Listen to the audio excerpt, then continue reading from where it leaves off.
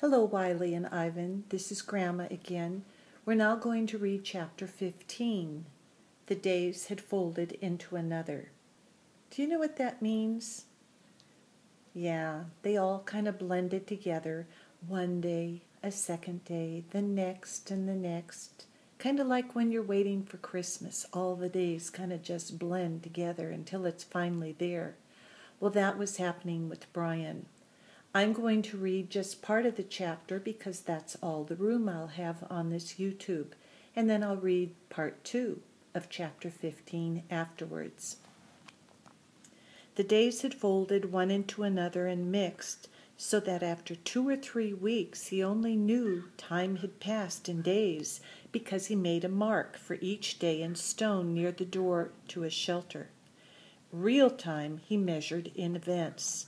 A day was nothing, not a thing to remember. It was just sun coming up, sun going down, and some light in the middle. But events were burned into his memory, and so he used them to remember time, to know and to remember what had happened, to kind of keep a mental journal. There had been the day of the first meet. That had been a day that had started out like all the rest. Up after the sun, clean the camp and make sure there is enough food or wood for another night. But it was a long time of eating fish, looking for berries, and he craved more. He craved more food, heavier food, deeper food. He craved meat.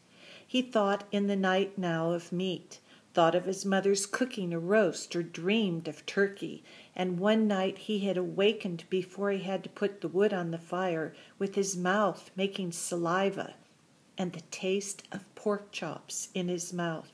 So real, and all a dream, but it left him intent on getting meat.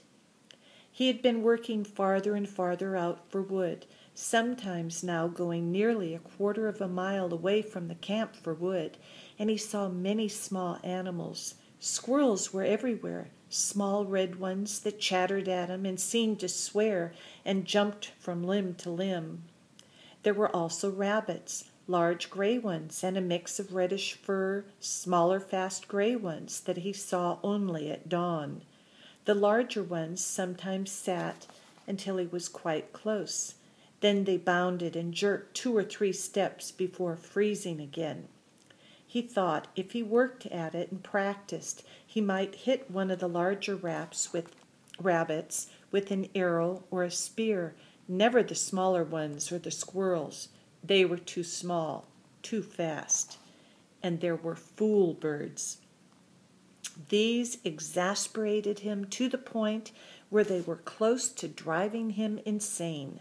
The birds were everywhere, 5 and 6 in a flock, and their camouflage was so perfect that it was possible for Brian to sit and rest, leaning against a tree with one of them standing right in front of him, in a willow clump 2 feet away, hidden only to explode into deafening flight just when Brian least expected it.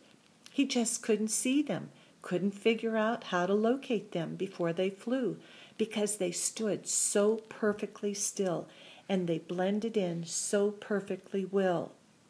And what made it worse was that they were so dumb, or they seemed to be so dumb, that it was almost insulting the way they kept hiding from him. Nor could he get used to the way they exploded up when they flew. It seemed like every time he went for wood, which was every morning, he spent the whole time jumping and jerking in fright as he walked. On one memorable morning, he had actually reached for a piece of wood, what he thought to be a pitchy stump at the base of a dead birch, his fingers close to touching it, only to have it blow up in his face. But on the day of his first meet, he had decided the best thing to try for would be a fool bird, and that morning he had set out with his bow and spear to get one, to stay with it until he got one and ate some meat. Not to get wood, not to find berries, but to get a bird and eat some meat.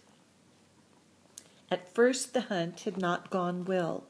He saw plenty of birds working up along the shore of the lake to the end, then down the other side, but he only saw them after they flew. He had to find a way to see them first, see them and get close enough to either shoot them with his bow or use the spear, and he could not find a way to see them. When he had gone halfway around the lake and had jumped up 20 or so birds, he finally gave up and he sat at the base of a tree. He had to work this out. He had to see what he was doing wrong. There were birds there, and he had eyes. He just had to bring the two things together. Looking wrong, he thought. I'm looking wrong. More than I am being wrong somehow. I am doing it the wrong way. Fine. Sarcasm came into his thoughts. I know that. Thank you. I know I'm doing it wrong.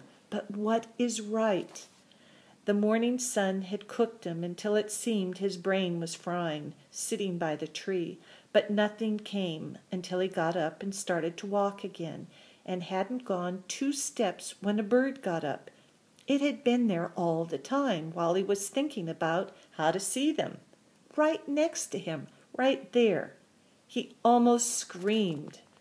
But this time when the bird flew, something caught his eye, and it was the secret key.